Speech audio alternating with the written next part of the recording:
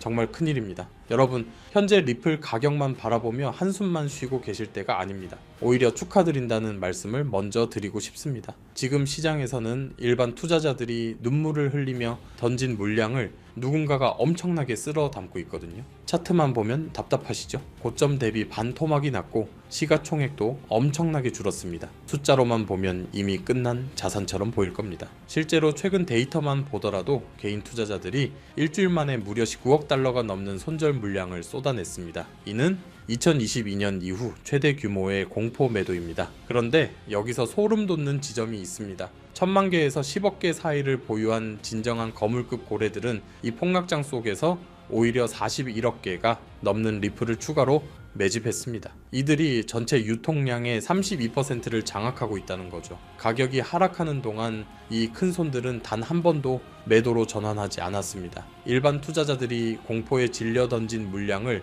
최상위 포식자들이 모두 받아먹었다는 것인데, 이들이 바보라서 이 엄청난 자금을 투입했을까요? 전혀 그렇지 않습니다. 이 고래들이 무엇을 보고 움직이는지 이해하려면 먼저 이 이름을 기억해야 합니다. 바로 DTCC입니다. 아마 처음 들어보시는 분들도 계시겠지만 이 회사는 월스트리트의 배강공이라 불리는 곳입니다. 미국에서 거래되는 거의 모든 주식, 채권, 파생상품이 바로 이 회사의 인프라를 거쳐서 청산되고 결제됩니다. 연간 처리 규모만 해도 무려 2,000조 달러에서 3,700조 달러에 달합니다. 감도 잡히지 않는 수치인가요? 한마디로 전 세계 자본이 흐르는 거대한 하수관을 구축하고 관리하는 주체라는 의미입니다. 그런데 이 월스트리트의 핵심과 같은 회사가 지금 리플을 자신들의 미래 설계도에 매우 깊숙하게 포함시켰습니다. 단순한 소문이 아닙니다. DTCC가 제출한 블록체인 관련 특허 문서를 보면 소름 끼치는 내용이 담겨 있습니다. 이들이 구상하는 미래 금융 시스템 예시에 리플 네트워크가 아주 구체적으로 등장합니다. 문서에는 리플 시스템의 노드 간의 토큰을 전송할 때 최적의 경로를 계산하는 로직이 명시되어 있습니다. 단순히 이름만 언급된 수준이 아닙니다. 시스템이 작동하기 위한 필수적인 구성 요소로 리플이 배치되어 있다는 점이 핵심입니다. 월스트리트의 모든 자산이 흘러가는 그 길목에 리플이라는 이정표를 세웠다는 것은 앞으로 이들이 구축할 세상에서 리플이 어떤 역할을 하게 될지 매우 명확하게 보여주는 증거입니다. 더욱 놀라운 것은 유동성 관리 부분입니다. DTCC는 기존의 중앙화된 마켓 메이커 대신 온체인에서 프로그래밍 방식으로 유동성을 관리하는 체계를 구축하고 있는데, 여기서 리플과 스텔라루멘을 구조적으로 호환 가능한 네트워크로 명시했습니다. 서로 다른 네트워크 간의 가치가 이동할 때 그 중간에서 다리 역할을 하는 유동성 토큰으로서 리플의 가치를 공식적으로 인정한 것입니다. 전 세계 수많은 코인 중에서 왜 하필 리플일까요? 이미 금융권이 요구하는 기술적 완성도와 속도, 그리고 비용 효율성을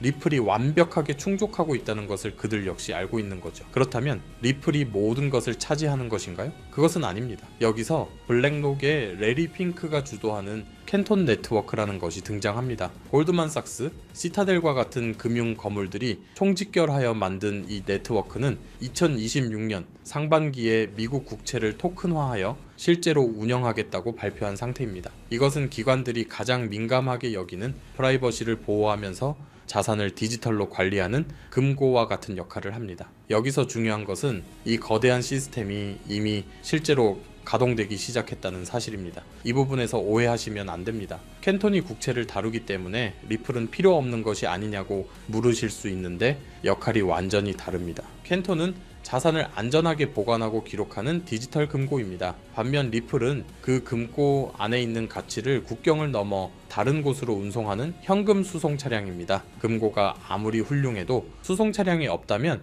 자금은 묶이게 됩니다. 기관들이 서로 다른 관할권에서 실시간으로 자금을 주고받으려면 리플과 같은 강력한 전송 레이어가 반드시 필요합니다. 둘은 경쟁자가 아니라 서로의 존재가 있어야만 완성되는 파트너 관계입니다. 자, 설계도는 완벽합니다. 그렇다면 이제 실제로 건축을 시작해야겠죠? 이번 주에 엄청난 사건이 발생했습니다. DTCC의 자회사이자 미국 증권시장의 청산 결제를 담당하는 NSEC의 공식 명단에 리플의 자회사인 리플 프라임이 포함되었습니다. 이것이 왜 대단하냐면 이제 리플이 월스트리트의 사후 처리 시스템에 직접 참여할 수 있는 자격을 얻었다는 의미이기 때문입니다. 리플 프라임의 최고 경영자는 이것을 두고 핵심 청산 인프라 내부에 진입한 것이라고 표현했습니다. 이제 리플은 단순한 코인 회사가 아니라 월스트리트 내부의 구성원이 된 것입니다. 리플이 인수한 이 회사는 원래부터 300개 이상의 기관 고객을 보유하고 연간 3조 달러의 거래를 처리하던 거물입니다. 그런데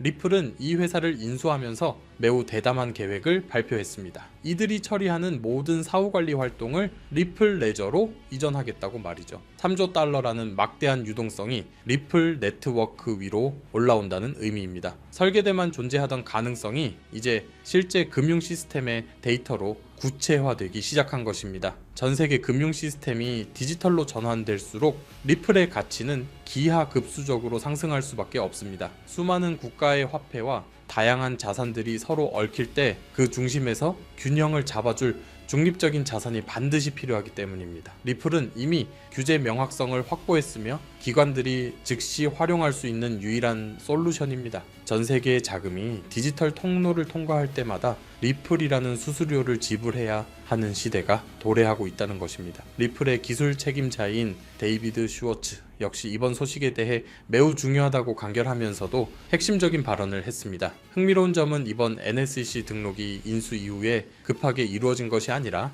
이미 오래전부터 면밀하게 준비된 로드맵의 일부였다는 사실입니다. 우리는 우연이라고 생각할지 모르지만 이들은 이미 몇 년 전부터 월스트리트의 심장부로 침투할 계획을 수립하고 실행해 왔던 것입니다. 정리해 보겠습니다. 유동성 측면에서는 DTCC에 설계돼 핵심 부품으로 자리 잡았고, 규제 측면에서는 이미 제도권의 승인을 얻어내고 있습니다. 그리고 구조적으로는 리플 프라임을 통해 실제 월스트리트 결제 시스템 내부에 진입했습니다. 이 세 가지 요소가 동시에 충족되는 코인이 리플 외에 또 어디 있겠습니까? 지금 당장 가격이 오르지 않는다고 지루해 하실 것이 아니라 시스템 자체가 리플을 중심으로 재편되고 있다는 이 거대한 흐름을 파악해야 합니다. 결론입니다. 월스트리트의 설계도는 이미 완성되었고 이제 실제 건축이 시작되었습니다. 기관들은 이미 공포를 매수하며 판을 짜고 있는데 여러분은 이 기회를 놓치실 건가요? 물론 시장이 즉각적으로 반응하지 않을 수도 있습니다. 하지만 퍼즐 조각들이 하나씩 맞춰지는 소리가 들리지 않습니까? 이것은 단순한 투자가 아니라 새로운 금융 역사의 주역이 될 기회입니다. 확신을 가지고 이 거대한 흐름에 올라타시길 바랍니다. 오늘 준비한 소식은 여기까지입니다. 오늘 영상이 유익하셨다면 구독과 좋아요를 한 번씩 부탁드립니다. 저는 다음 영상에서 더 좋은 정보와 소식으로 찾아뵙겠습니다. 여러분의 성공적인 투자를 기원합니다. 감사합니다.